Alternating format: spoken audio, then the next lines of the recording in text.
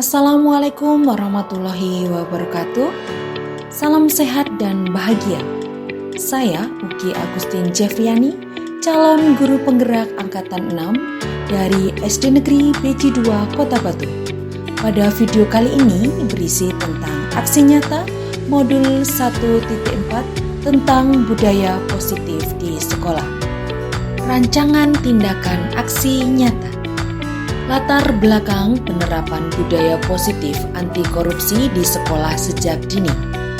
Pembentukan karakter baik mulai dari dini sangat penting bagi murid untuk menerapkan karakter jujur, peduli, mandiri, disiplin, tanggung jawab, kerja keras, sederhana, berani, dan adil sejak dini. Di SD Negeri Beji 2 Kota Batu menerapkan budaya positif dengan program anti korupsi sejak dini.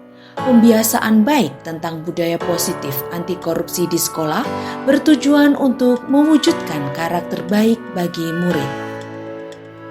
Tujuan 1. Mewujudkan murid yang memiliki pengetahuan, keterampilan, dan kecakapan untuk melawan korupsi sejak dini dengan menerapkan nilai integritas yaitu jujur, peduli, mandiri, disiplin, tanggung jawab, kerja keras, sederhana, berani, dan adil. 2. Menanamkan jiwa integritas kepada murid agar dapat mewujudkan karakter pelajar Pancasila. Tolak ukur. Melalui kegiatan pembiasaan baik dalam implementasi program anti korupsi sejak dini di sekolah, murid memiliki karakter jujur, peduli, mandiri, disiplin, tanggung jawab, kerja keras, sederhana, berani, dan adil.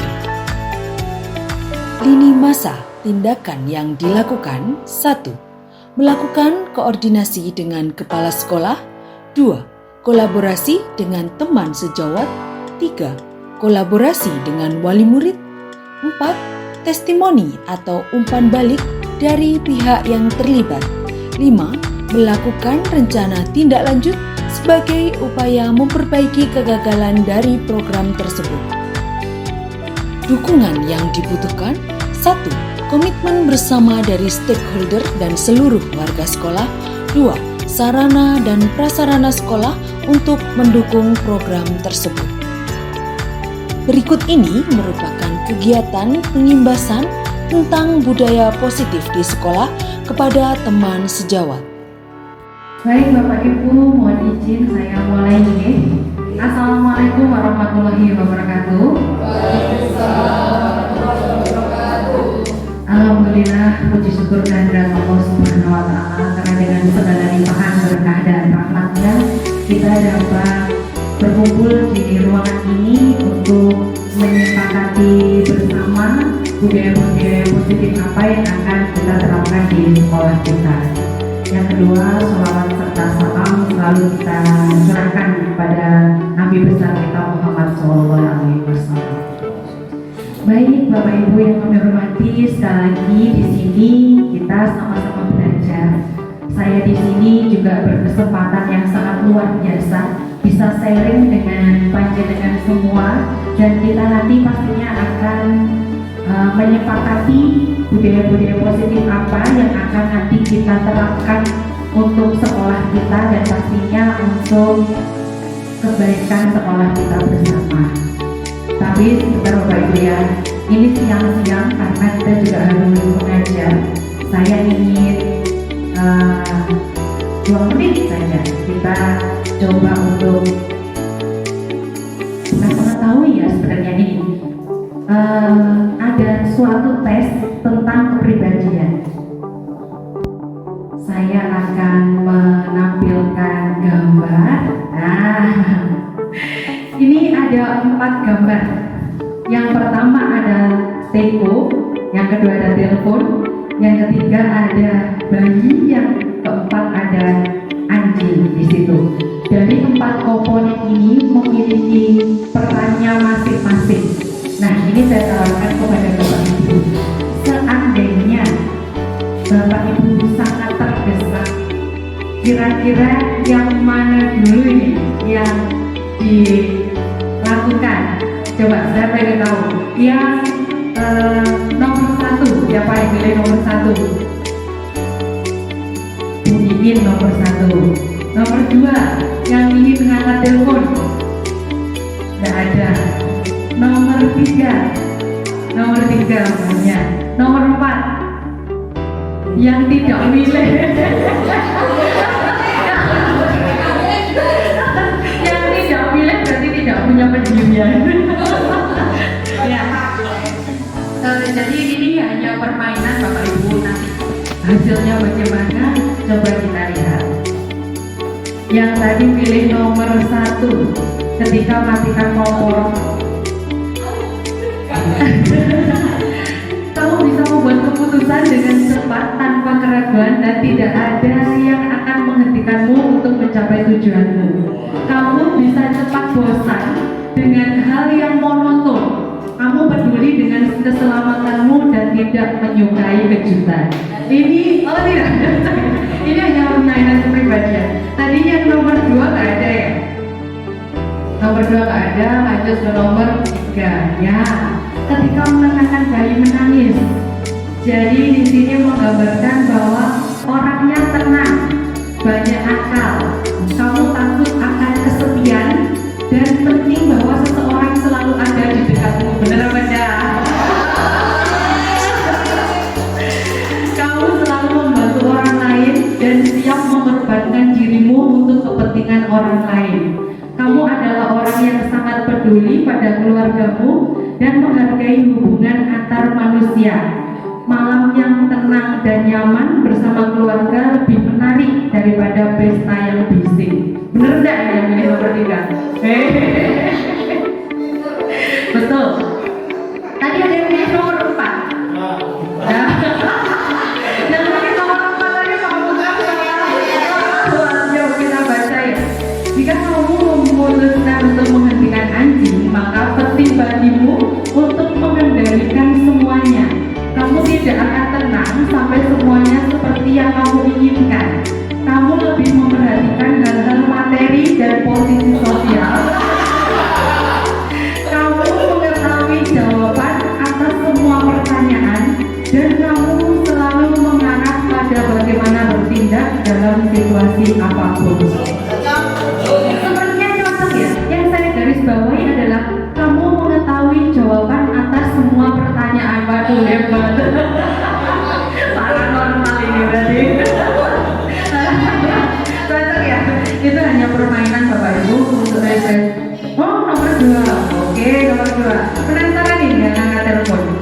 Kalau angkat telepon berarti di sini menggambarkan bahwa kamu bisa dikatakan sebagai seorang pebisnis yang mampu melakukan banyak hal dalam waktu yang bersamaan, multitasking seperti itu. Kamu dapat dengan mudah berkomunikasi dengan orang lain. Selain itu, kamu juga lebih suka berkenalan dengan seseorang yang berguna untukmu dan senang menjadi sorotan. Jadi lebih ke apa ya? Kalau nomor 2 ini orang yang memang multitasking dan dia suka diperhatikan seperti itu. Di sini tadi berarti tidak ada pilih nomor 2. Oh saya kemarin waktu ini kayaknya saya pilihnya sama kayak Bui. Baik Bapak Ibu, ini saya yakin kita sudah paham semua dengan filosofi pemikiran Ganjar Dewantara tentang nilai dan peran guru penggerak supaya kita bisa mewujudkan visi yang akan kita laksanakan bersama, dan kita juga sudah merumuskan visi kita secara bersama-sama itu yang terbaik untuk kita demi mewujudkan budaya positif yang ada di sekolah. Sekali lagi Bapak Ibu, di sini kita belajar bersama. Saya juga banyak belajar kepada panjenengan semua, dan nantinya tujuan kita hanya satu, bagaimana nantinya kita dapat mewujudkan visi kita dengan mengembangkan bakat anak masing-masing.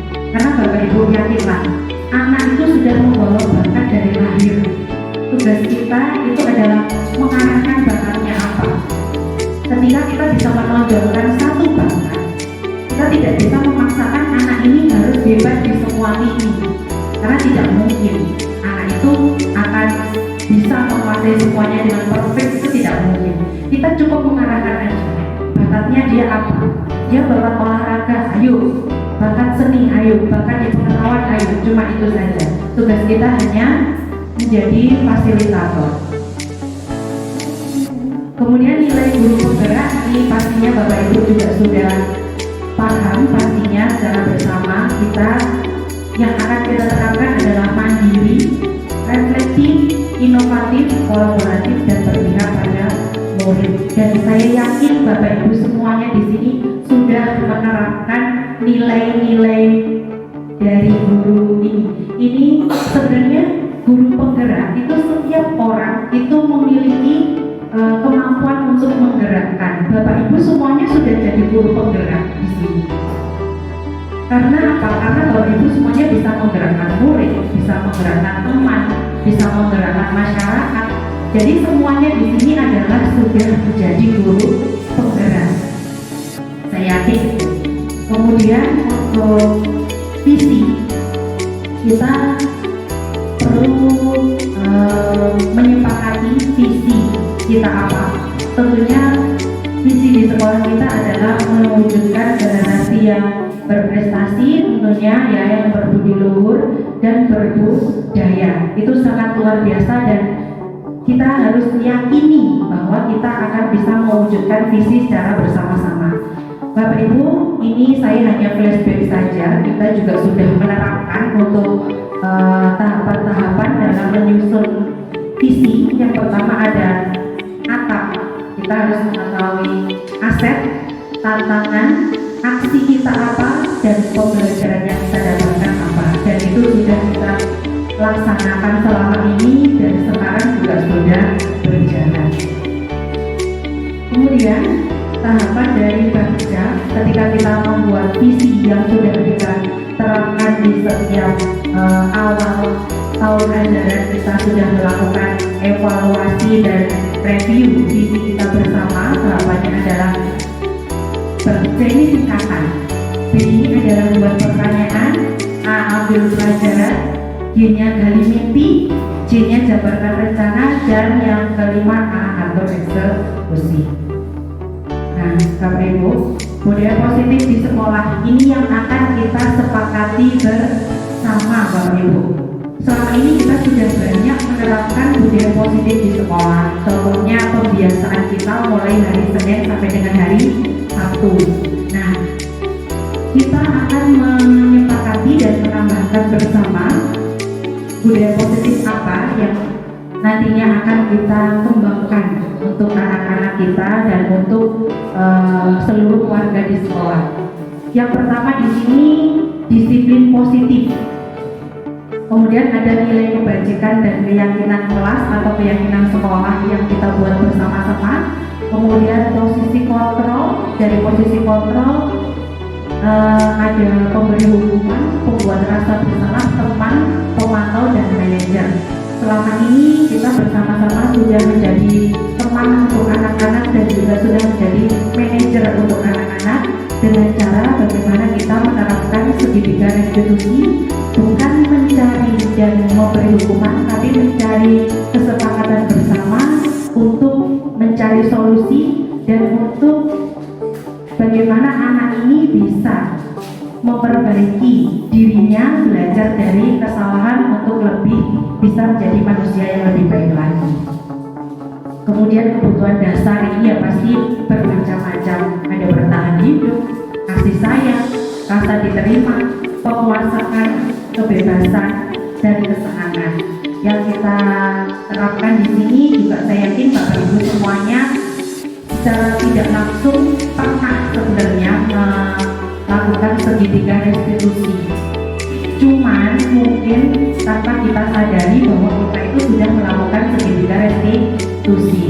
Jadi segitiga restitusi itu ada 3 hal, yaitu pertama menstabilkan identitas.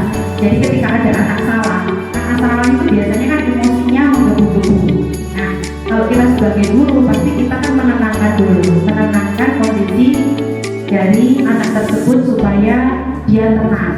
Kemudian kita validasi tindakannya, kita cross check apakah benar hal itu dilakukan seperti itu.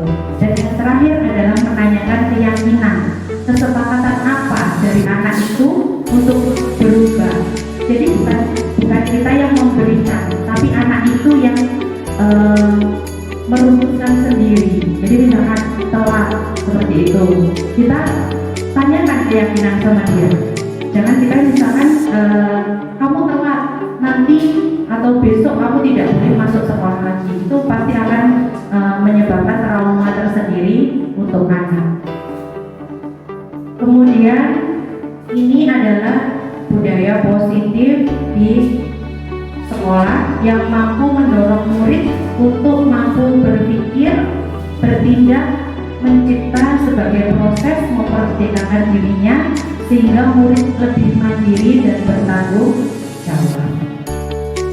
Bapak Ibu, yang sudah kita sepakati bersama dari budaya positif, ini saya dan teman-teman tentunya dan juga sudah mengetahui kepala sekolah bahwa kita akan mengadakan program pendidikan anti korupsi.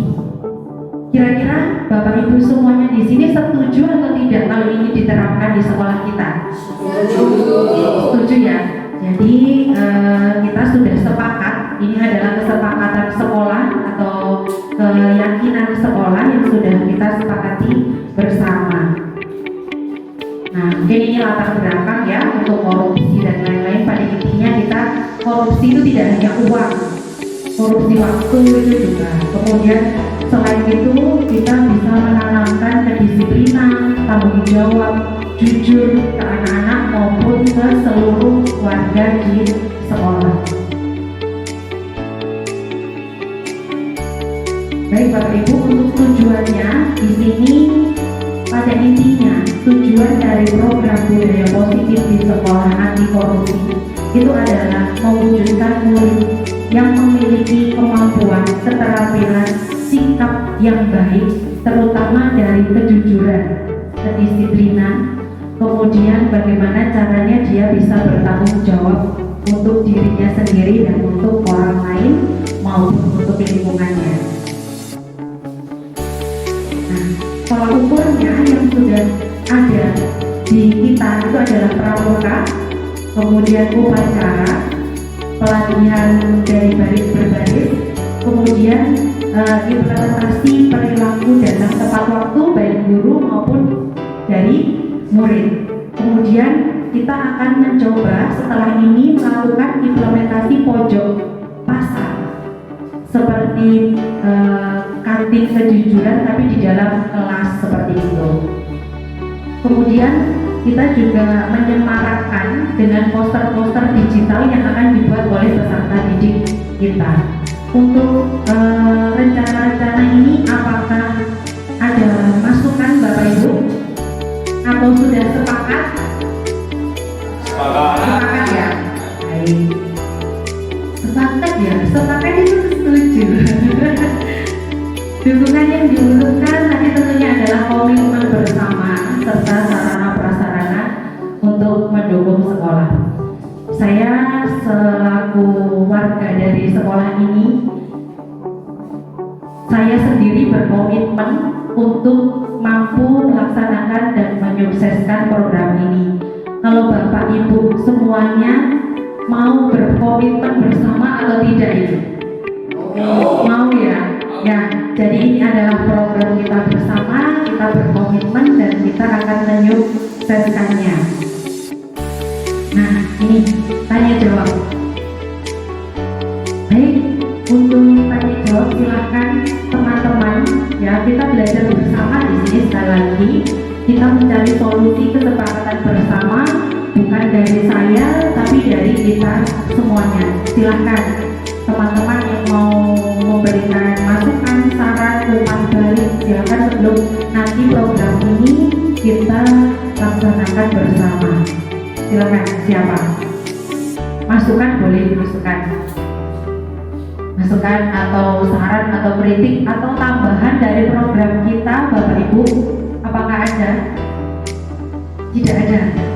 Berarti sudah sepakat.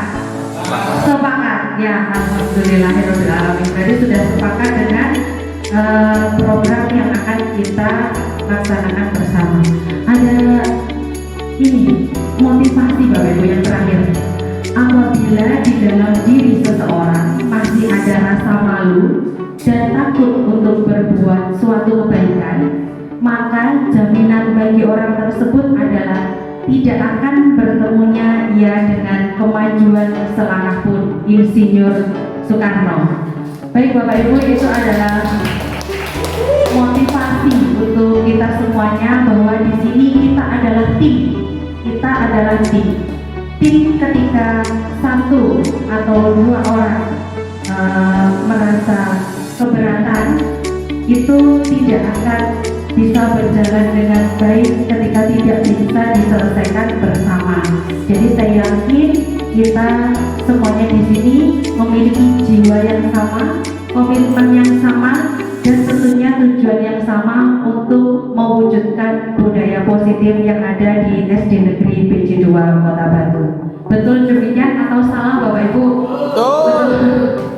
Baik, terima kasih. Alhamdulillah untuk sosialisasi tentang budaya positif di sekolah sudah kita laksanakan bersama, dan kurang lebihnya saya mohon maaf apabila ada perkataan yang kurang berkenan. Saya juga mohon maaf. Saya akhiri.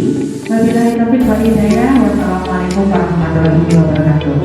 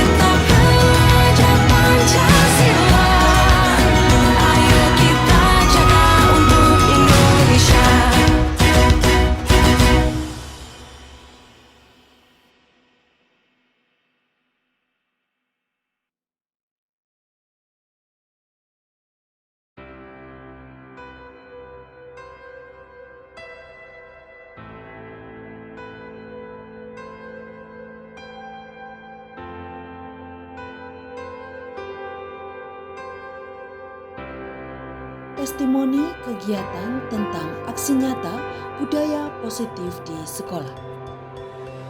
Semangat pagi. Perkenalkan, nama saya Syihwaluyo Isham, Kepala SDN BJ 2 Kota Batu. Dengan adanya sosialisasi tentang budaya positif di SD kami dan penerapan segitiga restitusi di SDN BJ 2 yang dilakukan oleh guru kami, Ibu Uki, kepada teman-teman sejawat, saya pribadi sangat menilai bahwa kegiatan ini memberikan dampak yang sangat baik untuk penerapan budaya positif di sekolah kami. Salah satu program yang diterapkan adalah pendidikan anti korupsi sejak dini. Program ini sangat bagus sekali untuk pembentukan karakter yang baik bagi siswa kami. Harapan saya, budaya positif di sekolah dapat membentuk karakter yang baik bagi anak. Sejak dini, anak-anak diajarkan dengan karakter-karakter yang baik dan mulia demi wujudkan murid yang berkarakter Pancasila. Kepada Bu Uki, saya support, terus semangat.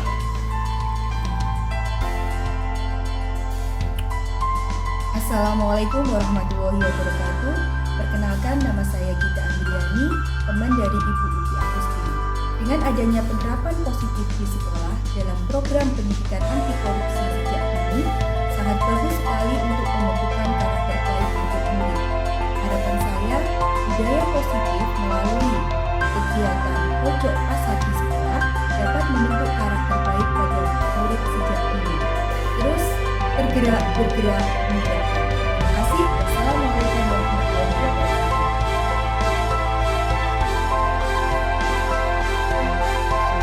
Perkenalkan, nama saya Muhtar, saya teman dari Bu Uki.